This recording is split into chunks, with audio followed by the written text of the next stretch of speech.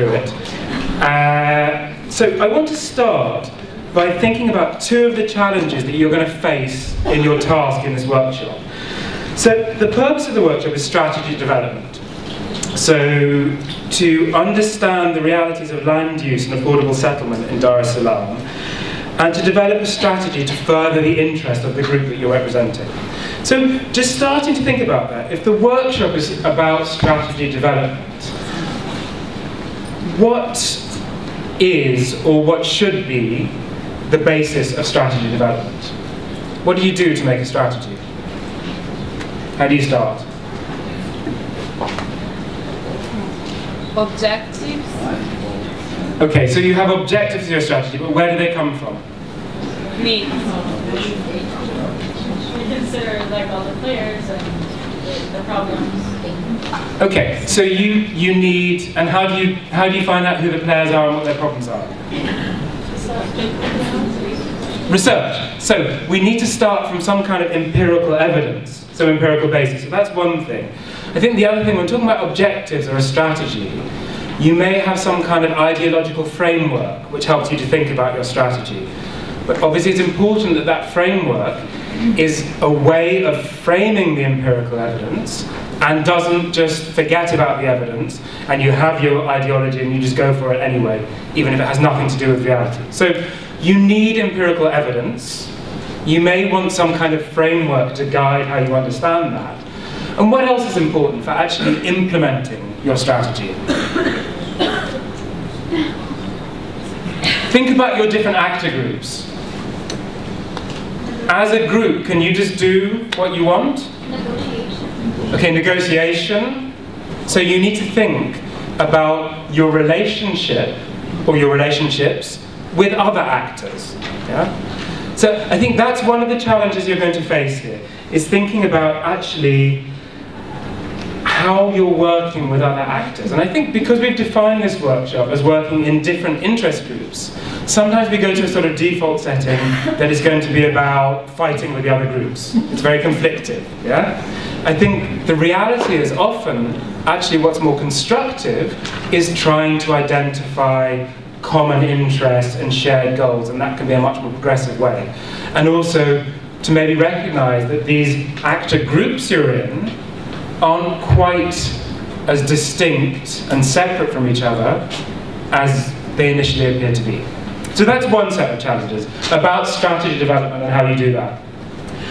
The second one is that the strategy you're being asked to develop centers around around your actors' interest in relation to land use and settlement. But you've been asked to frame this, if you look at different points in the instruction, with an overarching goal of equity, equitable settlement. So some concept of social justice and fairness. Now,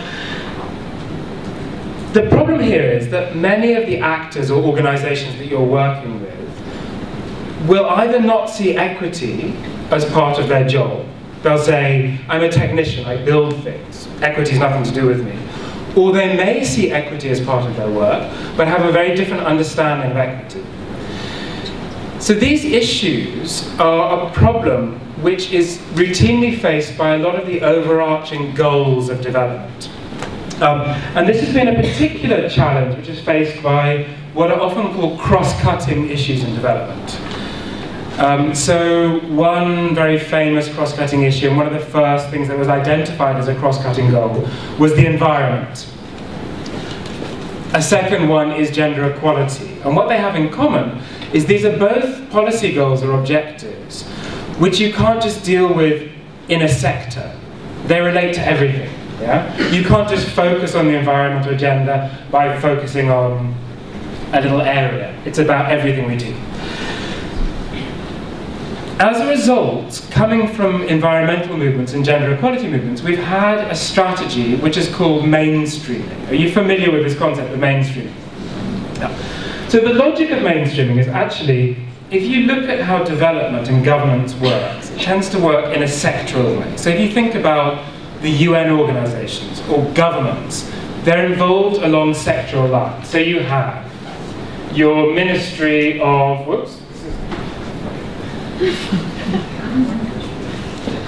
I just like to complain now, these pin boards are insane. They're not, you can't pin anything into them, they're rock hard. So if these fall on me and crush me and it delays the lecture, I'm not going to go on that. So you have Ministry of Housing, Ministry of, what are the ministries? Transport, Education, Finance.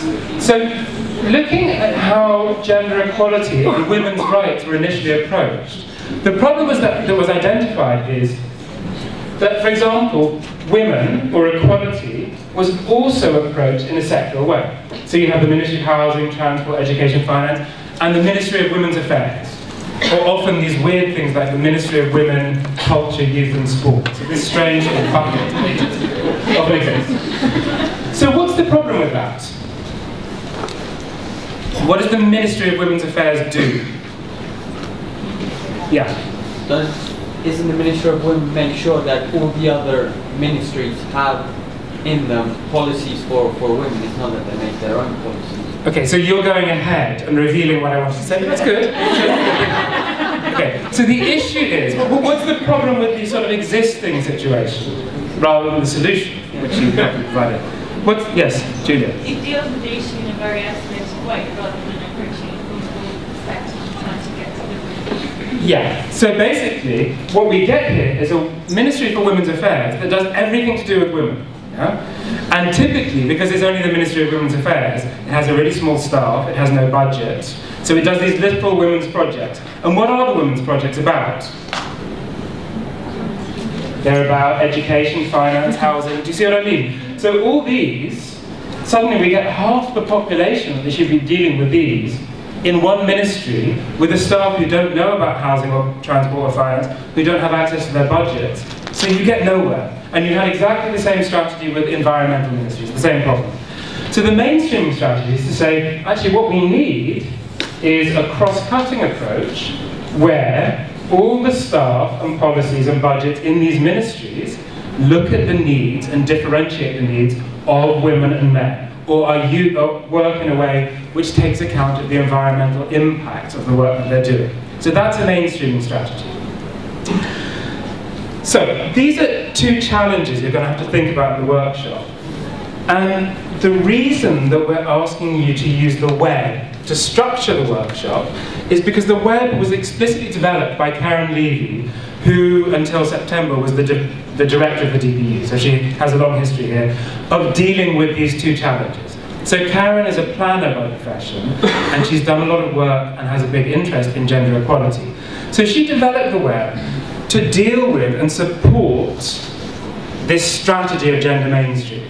And the reason she felt the web was needed is actually, if you look at how gender or women's rights were addressed in development when they initially became a big area of focus, is what we saw is even when we had these mainstreaming strategies, actually the results for how these different ministries dealt with gender issues was very patchy and partial, and actually sometimes this mainstreaming leads to disappearing. So now they're saying, well, we mainstreamed women, we mainstreamed gender, so it's everywhere.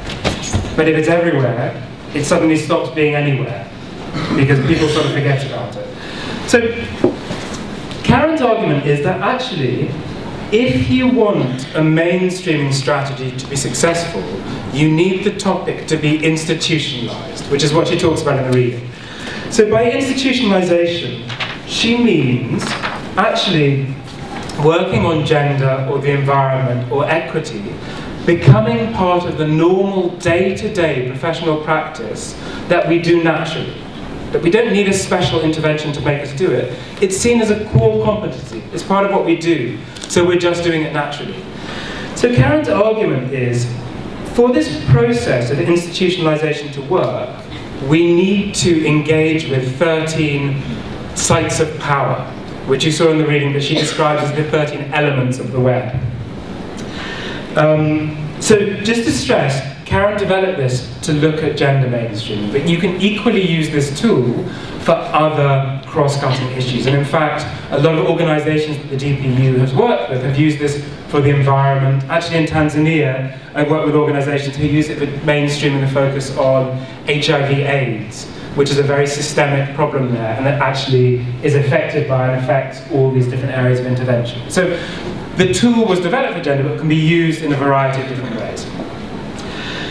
So the way we use the tool and how you'll be using it is in two phases. Firstly, for strategy development, sorry, for diagnosis. So gathering the data and empirical evidence we need to begin to think about our strategy. And the second phase is strategy development. So on the basis of what we found, how do we move forward? What do we do with that information? So when we do this, and I'll start talking you through the elements, I think one thing that is important to stress is to do our diagnosis, we look at each of these elements and say, actually, in relation to what we're trying to achieve, what are the problems here and what are the potentials? But it's important to stress that the problems and potentials aren't just in relation to each element. They're very much often about the linkages between elements.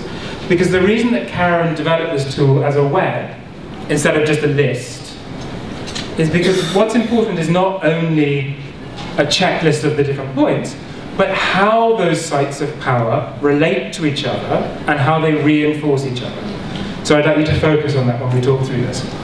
So,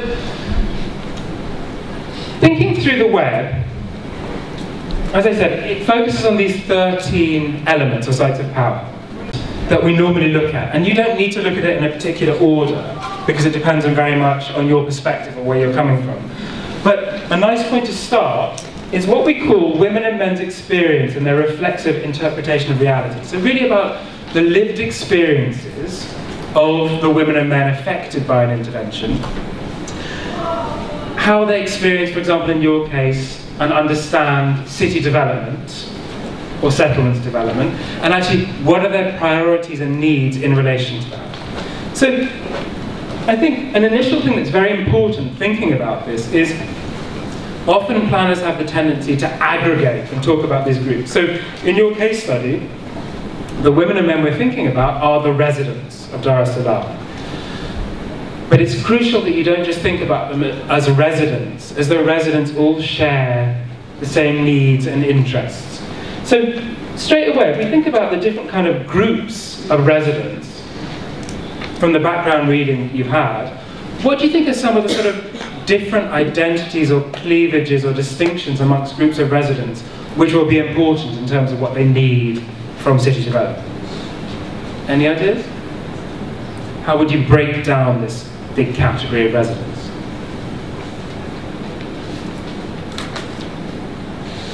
They all need the same stuff. So they're all the same.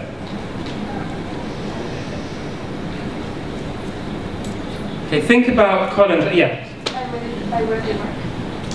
By where they work, okay. Yeah, so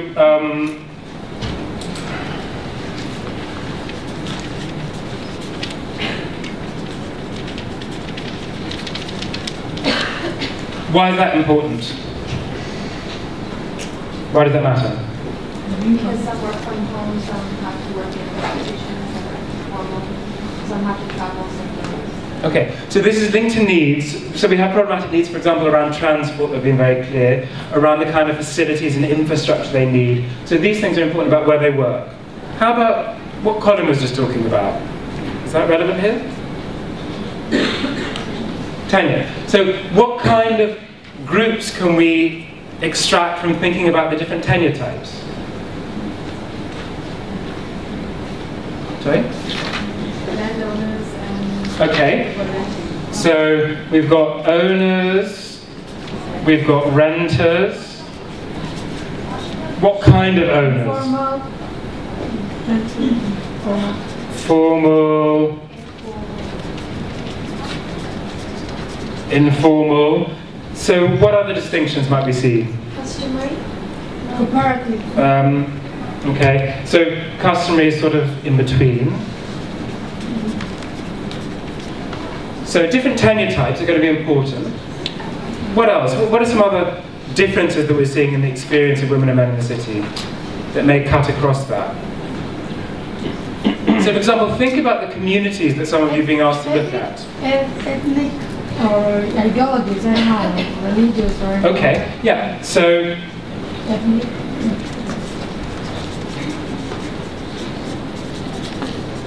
different identity-based groups may be important. And in fact, when you saw the video that we saw last week, remember there was this thing about the riots that was happening, something to do with someone being disrespectful of a religion. So clearly there are cleavages or differences in the community based on, for example, ethnic or religious differences. And these are going to be important in terms of, for example, collective action.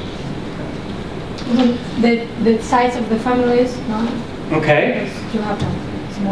So size of the family, there's lots of things. Income, how about the difference between some of the groups who are moving? Yeah? So some of the groups in the case that you're looking at are moving for different reasons. Why are they moving? For the floods. For the floods. Yeah. And Work opportunity.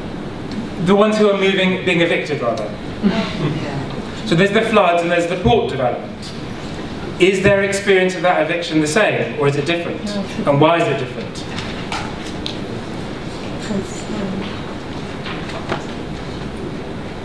Okay, well they get compensated differently, don't they? Yeah? You have rights to different compensation.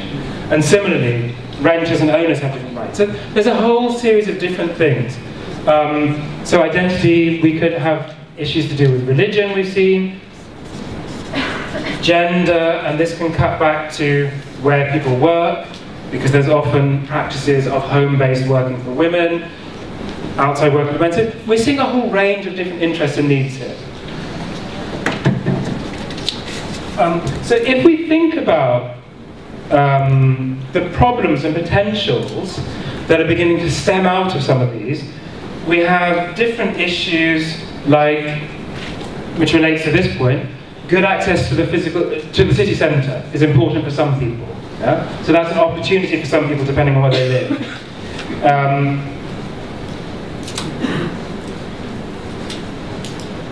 In terms of these tenure types, some groups have recognised rights over land and housing, some don't. Yeah? So that's an advantage for those who do, but for those who don't, there are particular problems.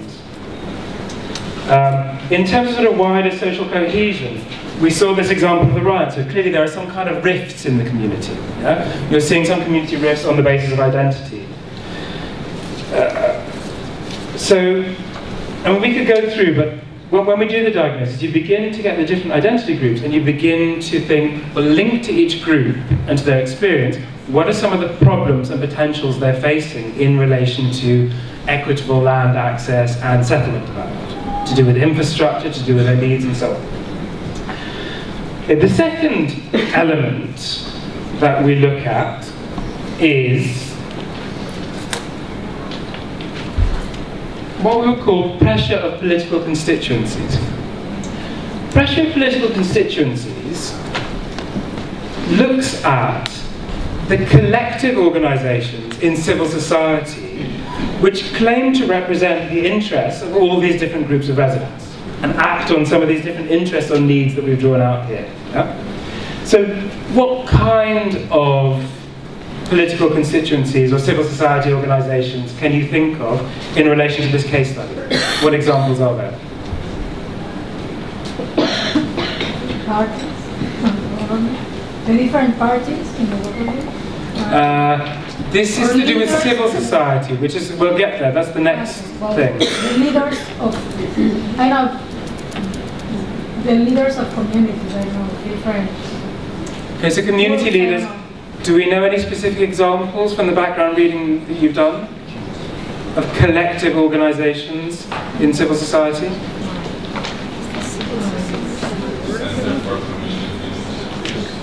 Sorry? Okay, so the Centre for Community Initiatives is one, for example, or the Tanzanian Federation of the Urban Poor. What else typically would be important civil society organisations? NGOs. NGOs, yeah, so like those two. So Slum Dwellers International, which is a sort of federation representing those.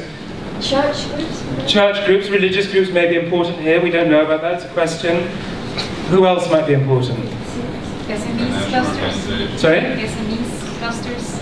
Small, medium. Okay, so business associations, for example, academia could be important. In this case, we know there's some quite active, there's this RD Institute, so there's a whole range of different civil society organisations here. So when we're looking at these organizations and thinking about the problems and potentials in relation to equitable development, what are some of the issues that we might want to know about who those organizations are and how they're working? Interests? Yeah, so their interest. So one of the things that came out in the briefing is actually accusations from government that a lot of NGOs, they represent elite interests and they don't represent the poor who they claim to represent. This is a claim, you have to examine it, but that was in the briefing. What else might you want to know about these kind of organizations? So which groups or interests they actually advocate on behalf of? And this is this link. So they're claiming to represent people, but which people? Which people are represented and which people aren't represented?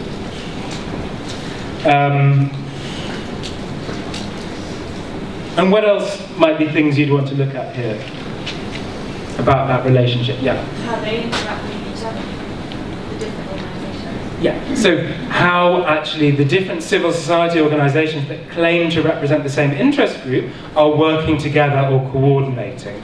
And this could be, again, important. So actually we could see a link here, potentially. So when we're saying there seem to be some community rifts, and actually, does that limit collective action and who associates with each other when women and men are collectively working to try and further their interests, if there are these rifts in the community? So you can begin to see how you can have linkages between these elements. Yeah? Okay, the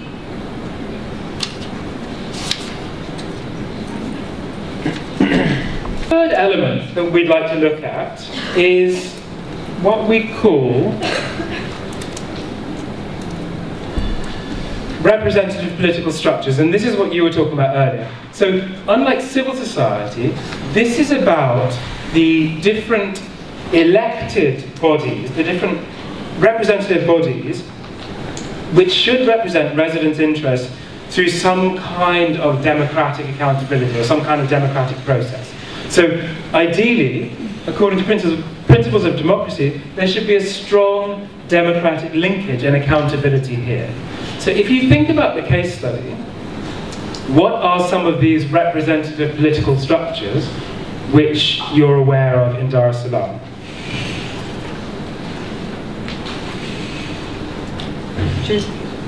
Yeah. Elected council? So the city council, yeah, and it goes down a whole hierarchy. So what's under the city council? So the city council is the highest elected body at the city level, and underneath that there's a whole range, isn't there? There's the division, there's the ward, there's the matar. Did you read the background yet? I'm getting a little bit strange about this. So you have a whole sort of hierarchy of elected structures. Yep. So I think, again, what's important to begin to understand is the extent to which this different hierarchy of elected structures, the council, the ward, the matar, actually represent and are accessible to people at the grassroots, and also to what extent are they open to lobbying or advocacy from these political constituencies, and how do these political constituencies access them? Yeah? Is it through formal mechanisms?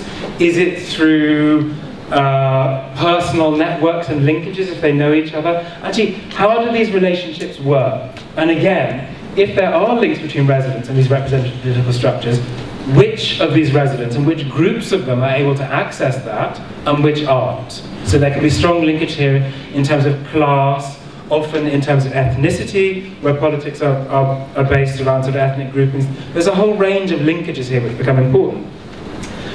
And do women and men at the grassroots have the democratic tools to actually reach their representatives? And if they don't, do they have to attempt to do this through some forms of insurgent practice or protest? And if they do, is that collectively in an organized way, or is it just from the grassroots in an unorganized way? Yeah. So I think what's important here is you can begin to see how this becomes a sort of reinforcing triangle.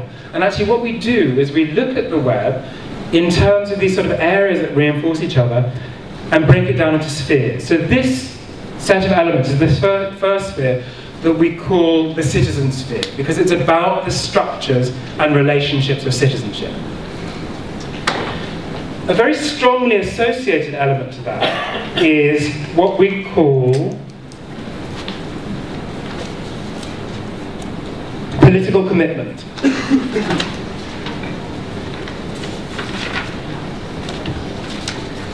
And political commitment is about the public commitments that are made to issues. So, for example, issues of equity, in your case, what you're focusing on in relation to land development and human settlement development. What public commitments are made by organizations or high-level political figures. Yeah? So actually, what statements or commitments are made to indicate what they value and what they're going to work on, that they can be held to account of. So if you were looking for these kind of political commitments of, say, politicians, where would you look for them? Where do you expect to see these?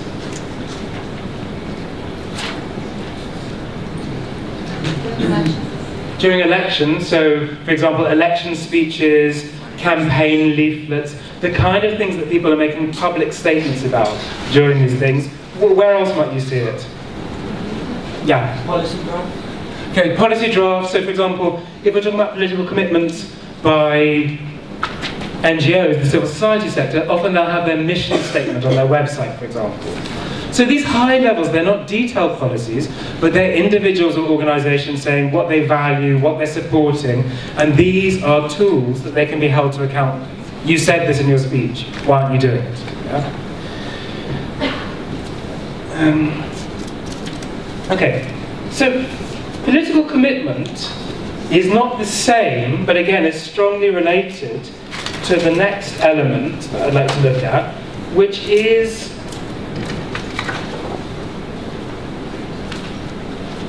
whoops.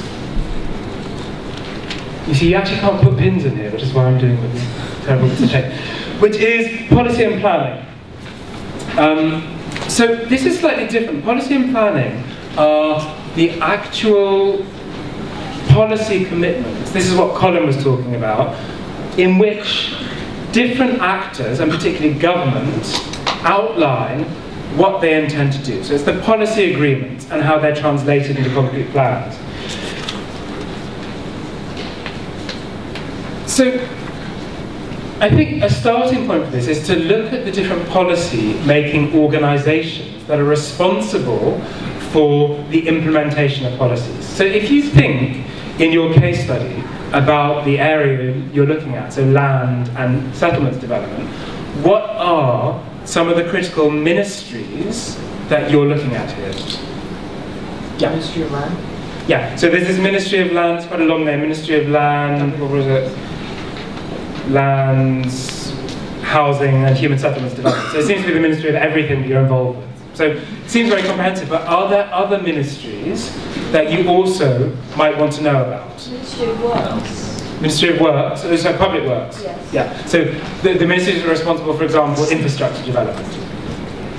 Anything else? Yeah? Transport. Transport, so there's this big bus transit thing, which is going to have a big impact on land, presumably. They're going to have to acquire land, they're going to have to move people. So there are these other ministries. And I think the critical thing here that Colin was talking about, remember when he said sometimes service provision, Ministry of Works and things like transport, is outside the purview of the land ministries. And this is very important because the provision of services affects the value of land. Yeah? So another question is, the ministries responsible for these policies, are they speaking to each other? Are they coordinated? Or are they just working in their own little bubble that makes no sense? Yeah? So you have to think, who's in there? What are they doing? Who are they speaking to? And actually, what are the key policies that they're really working to?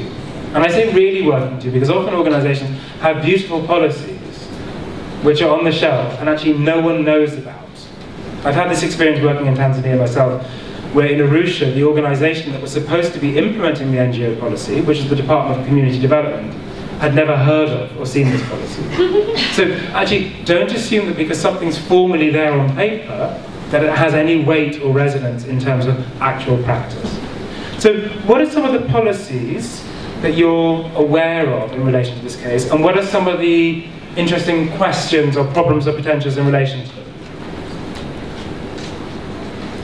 In your briefing, it mentioned some policies.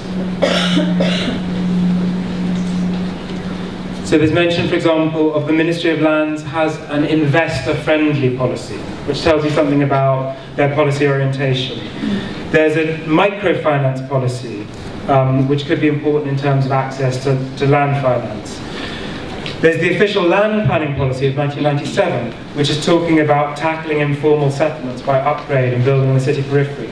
There's a master development plan. There's all these policies. So the development plan is about the translation of policy into planning, into interventions. So there's a whole range of policies that we have to understand about. Yeah?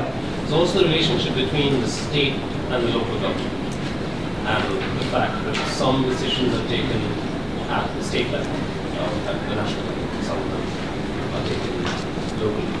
Yeah. So another question which sort of is linked to this is these different elected organisations that are supposed to develop policy are mirrored by another hierarchy of organisations that are supposed to implement policy. And a critical question is the extent to which the resources and the power to do that are decentralised, and actually at what level does this really happen? Yeah? Again, it's a critical question.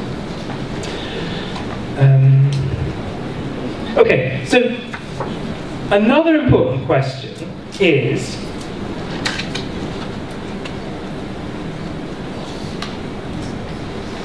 it's all very well having policies, but if you have no budget to implement them, which is often the case, nothing is going to happen. So another question is actually, what are the different sources of resources, particularly financial resources, but also in your case, land is a critical resource, for human settlement development, for city development in Dar es Salaam, and who has access to them? So if we start by thinking about these different government planners and professionals, what are some of the questions that we might want to know about resources? Are they understaffed? So, in terms of human resources, do they actually have the personnel to carry out their tasks? Do they have the financial resources? But also, where do those resources come from? And there are particular issues there. So if you think about the resources that go to government departments in a country like Tanzania, where might they come from? Tax. Okay, and where else? Donors. So are those resources tied, are they conditional, or are they able to use it? Are the donors supportive of the nationally developed policy environment? So there's all sorts of questions there. Yeah? I get it. You think about some of the other actor groups you're part of.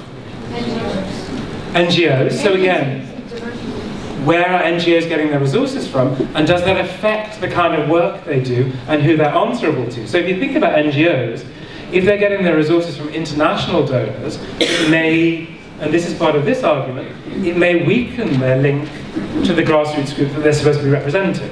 Yeah? Again, to do with conditionality and actually where the money's coming from. Who else needs access to resources? Yeah? Well, the medium enterprises that might not have access to non-bank. Yeah, so business, the private sector, and again we're seeing different sources of resources for the private sector. So again in the film, where does some of the private sector money seem to be coming from now?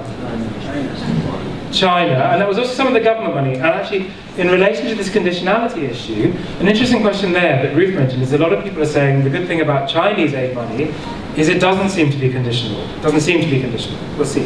Right? So there are questions. Who else needs resources for housing? Sorry? Financial institutions. Financial institutions. Yeah. You have to know where the money is coming.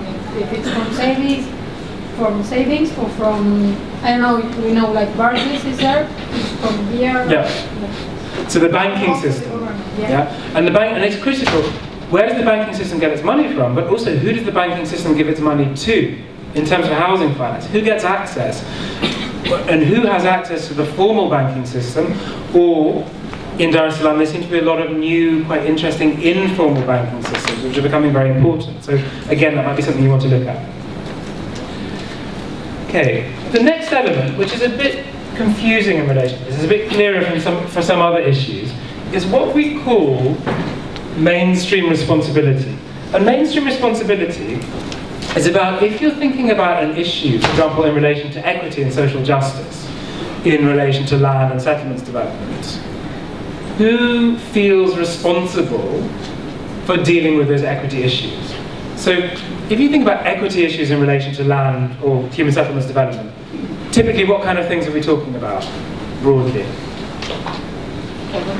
Eight. But issues of equity, you're overarching the framing thing you're looking at here. What are the questions of equity? What sort of things, very practically, are we looking at to understand whether land and settlements development is being done in an equitable way or not? Who has a voice to Yeah, so questions of governance.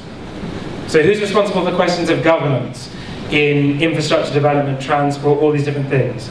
So governance is one thing. What else? What's access to it?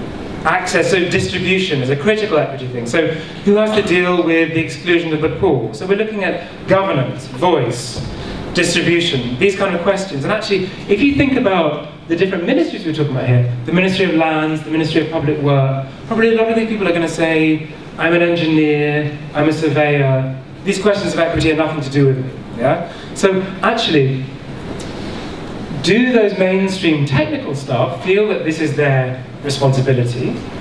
And are there other staff in those institutions who have to lead and monitor and advocate on those things? So actually, some institutions, for example, the Swiss bilateral, they have governance as a cross-cutting issue. They're trying to mainstream this in the same way. So the question is, where there are issues like this, who's responsible for them, and who is the sort of catalyst to try and make sure those questions don't get forgotten? I think this might be somewhere that you have sort of missing information in your case studies, and it will be good to ask your experts who are going to be coming to attend the workshop, actually, how does this work? Who's responsible for this? Okay.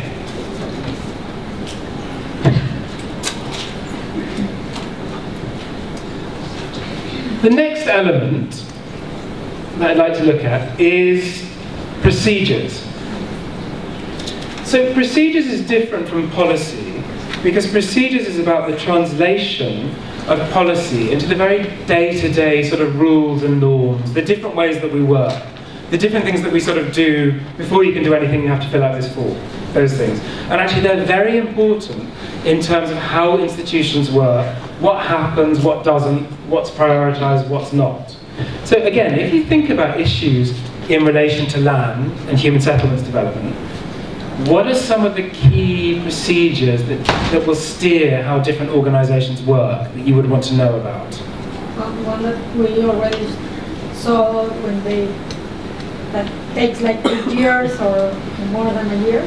Yeah, so land registration. If you're doing land registration, what form do you fill? Who do you have to speak to? What do you need before you can move forward with that? So the whole thing's to do with enumeration, getting data on land, land registration. These processes about actually documenting ownership are very procedural. And those things can be critical in terms of who is able to get access to registration and who isn't. Yeah? Back to these questions of different tenure types and formalization. What else could be important in your case study? What other sets of procedures? Financial. How to get along. Yeah, so a lot of these issues about non-conventional, we were talking about non-conventional banking types, are because the procedures of conventional banks completely exclude low-income people or people living in the informal sector. So for example, if you need documented proof of collateral, which is linked to property, you're probably in trouble if you live in the informal sector. Yeah? So again, there'll be lots of questions about that and how these new banking forms are making those procedures more accessible or not. What else? Yeah? Like getting the loan, but also like servicing the loan. How is that? How is it going to be serviced? Like materials, how are the materials going to be included? Yeah, so the different rules about how you service loans. So for example, savings groups is one of the ways that people get access to credit. How do those groups work? What are the rules? Often they have rules that you have to meet a certain amount of times and there's sort of peer scrutiny. So there are all these different rules about how these things work. And again, it's important to think those rules will often include or exclude different types of people, and it's important to be critical about those and understand them if you're asking questions about equity. Okay, so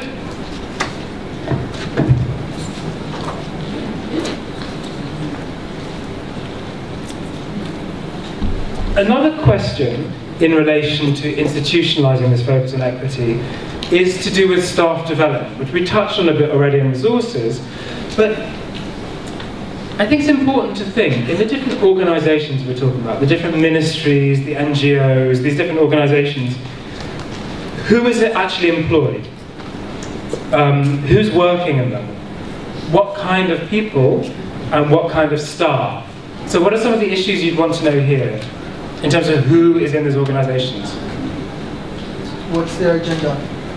And how would you know what their agenda is? By their background.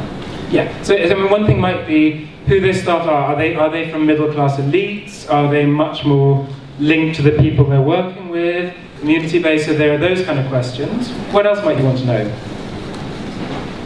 Yeah? Is they from the city or not, or where are they from? Yeah, and again, that can be important in terms of who gets access to them. If a lot of these things are through personal relationships as well as the formal structures, those kind of links and networks can be important. What else? We talked a bit about it before when we were talking about mainstream responsibility.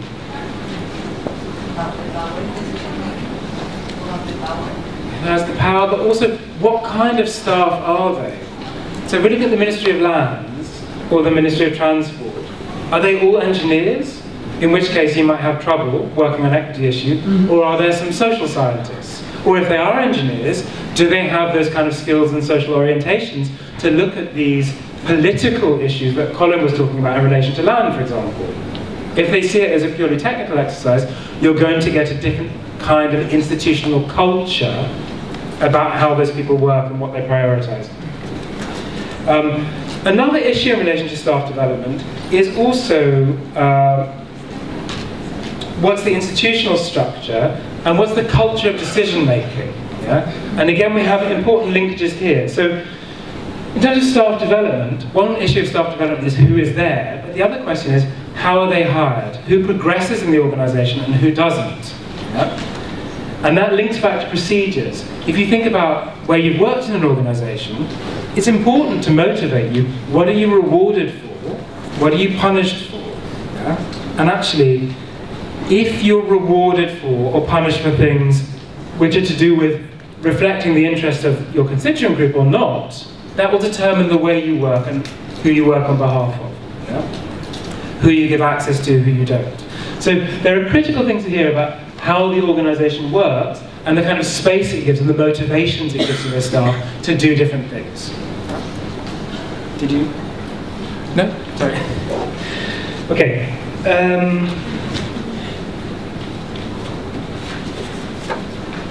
Okay, the next element which people tend to get very lost on, which is surprising because it's sort of what you're here to do and learn about, is methodology.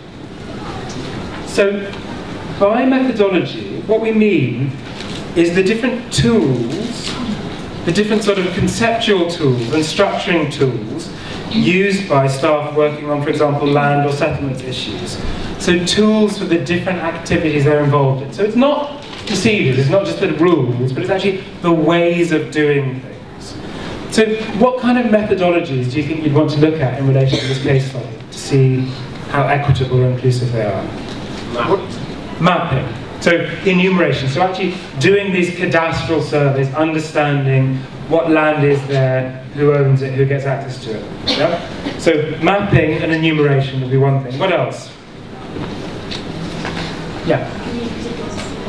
Okay, community participation or consultation exercises. If we're going to evict everyone from the port, we have consultation exercises, but how do you do those? Are they very formal? Are they a presentation? Are they trying to be more engaging? And again, these are critical issues for equity, for how inclusive those kind of processes will be. What other methodologies might you want to look at?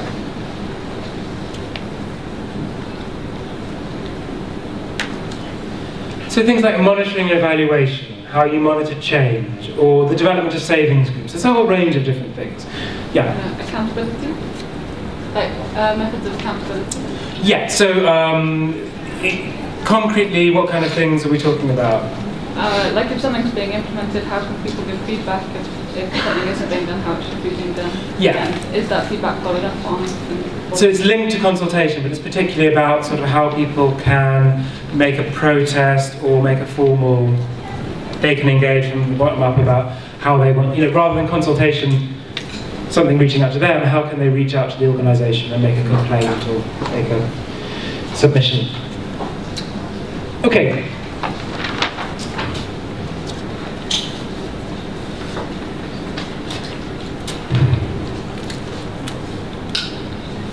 Now, one of the very important elements that links to this is the actual delivery of programs and projects on the ground.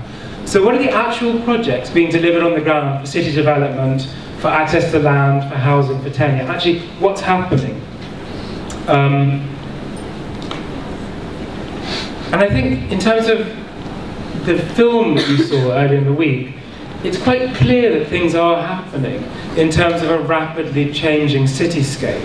But I think it's important to understand what's happening, who's initiating it, and also in terms of the linkages, so which I haven't been drawing on, but I should. Critically, this is one of the very important,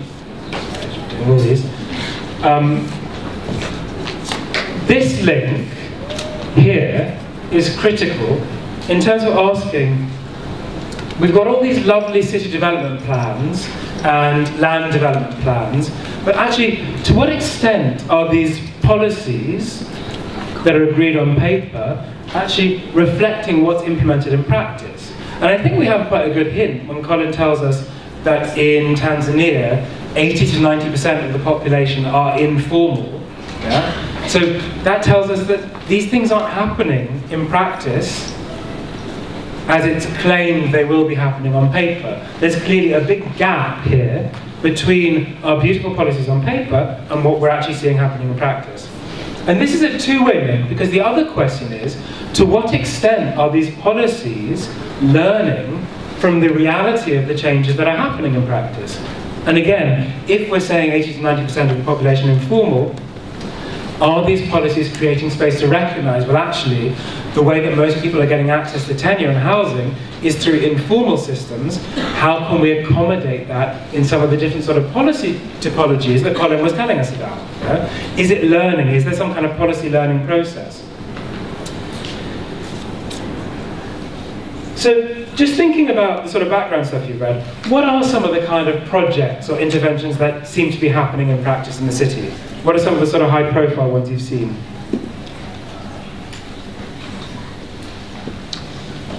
Yeah. Programs for building rental housing. Okay, so there's different construction housing programs which are targeted at different groups of women and men. So the extent to which these housing projects cater to the needs of these different residents is quite different. Yeah? So we're seeing the middle class condominium projects, but actually we're seeing some smaller projects from the state for low-income housing. Are we seeing the same kind of priority being implemented? What else? So there's housing and tenure. What else? Port development. So there's the port development. It's a critical one for a lot of you. Anything else? Transport. Yeah, so there's this new bus link. And remember, projects, they don't all have to be physical things that you can touch. So what other kind of projects are happening that are important here? Yeah? The loan guarantee scheme by Texas. Yeah, okay. So a loan guarantee scheme. It's not something you can see, but it's very important in terms of what people are doing and able to construct. There's also, since 2005, there's been, from the Ministry of Lands, a tenure formalisation programme. So there's various different things going on which are changing and impacting on women and men's lived experience of the city. That's having an impact on and changing that. Yeah. Understanding that impact and the way that those things are changing requires some level of what we call applied research. So this isn't sort of purely academic theoretical research, but this is actually research intended to inform and measure the impacts of the kind of projects that are being delivered in practice. So what are the kind of applied research interventions that you would think organisations might do? What kind of research am I talking about? If you think about project cycles. Monitoring and evaluation. So monitoring and evaluation when the project's already running, but before you do the project, what should you do? Yeah, some kind of baseline study. Yeah? So actually, when these different organisations are developing and delivering projects, what's the knowledge base on what they're doing it? And actually, does that knowledge base go through the process that we were stressing that is important here, of actually understanding this lived reality, of disaggregating those needs? Yeah? Is it making these planning assumptions where it's just treating all residents as the same, or it's making assumptions about how residents live without really asking them and having some kind of participatory research, which gets us back to the questions of methodology. How is this research structured? Is it participatory? Is it top-down? Is it disaggregated? What are the sort of underpinnings there?